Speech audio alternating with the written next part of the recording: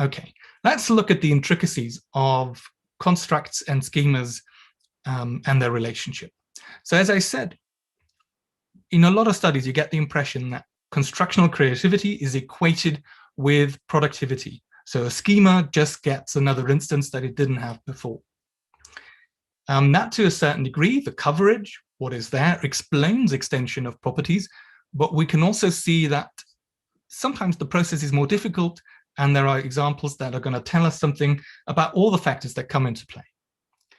This is one of my favorite constructions. It's the XB naught, the YSZ in the Q construction.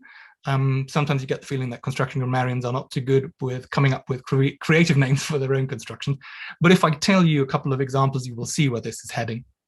So she's not the sharpest tool in the shed, a stuck-up mean girl and not the brightest bulb in the pack. Poor Bill Frisk was not the quickest bunny in the warren. Alexander Bergs, 2018, talked about these examples, and you will no doubt know many others, like not the brightest candle on the cake, and so on. And then you could argue, how are these individual constructs licensed? Well, the construction grammar answer is always going to involve constructions, obviously. So you could say that this construction is a subject slot for a person or a theme. And what you're going to say about this is that it's not very intelligent. Then you've got be not the, which is fixed, an adjective in the superlative, and then a noun in the noun. She's not the brightest candle on the cake. The superlative, and that's important, must be a synonym for intelligent. So sharp, bright, and quick can also in some contexts mean that someone is intelligent.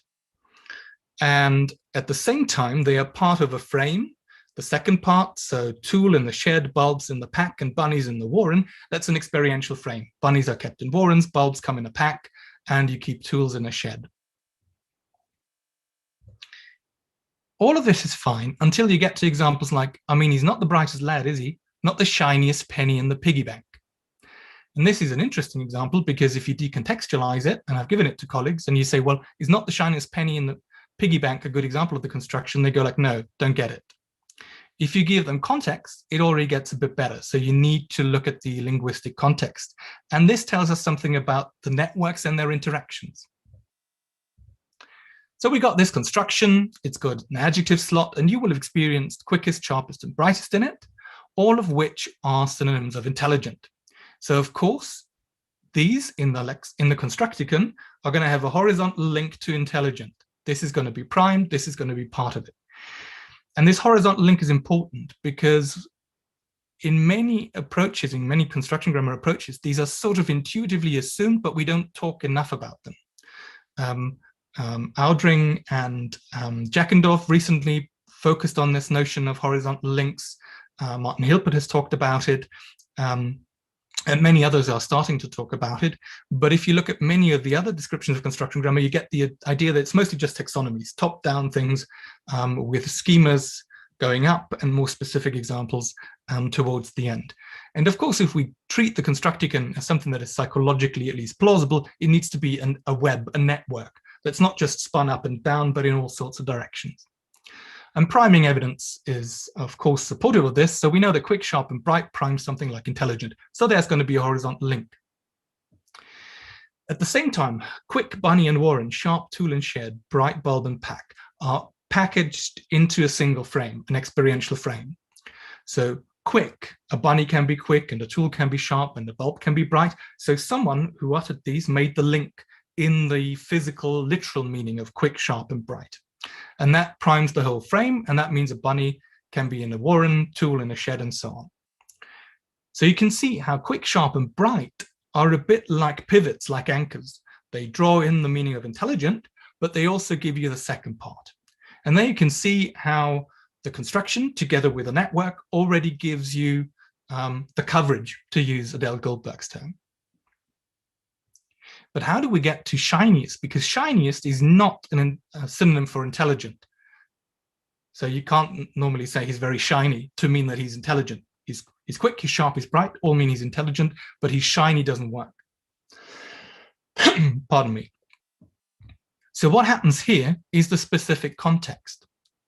And that again shows that it's not just the constructional network in the long-term memory, but a specific construct and the constructions that are activated by a speaker in their network. In this particular instance, the speaker or the writer had said brightest lad. Okay, he's not the brightest lad. He'd already established the meaning of not very clever. And he used bright for this. Now, bright and not very clever is going to be linked to the not the sharpest tool in the box construction, not the brightest bulb in the pack kind of thing. And that's where you get the schema for this. But then bright is obviously going to be linked to shiny in its literal sense, because something can be bright, something can shine, light emission and visual perception. So that's also going to be triggered. And once you've got this bridging context, once your network is established in that way, you don't just have to rely on coverage, on what the construction would normally do, but the context and the bridging context and the active priming, what the working memory does, activates parts that allows you to come up with something new. That doesn't mean that this isn't an ephemeral example. It could just get lost again, and I don't think many people use it afterwards. But it shows you that in order to do this, the speaker must have activated more than the schema, more than the coverage, and that the wider network is something that we need to look at when we think about linguistic creativity. And this will later on lead us to the question of how is all of this combined? How do speakers do this? What metaphor can we use to describe this process? And I will argue that conceptual blending is the way forward here.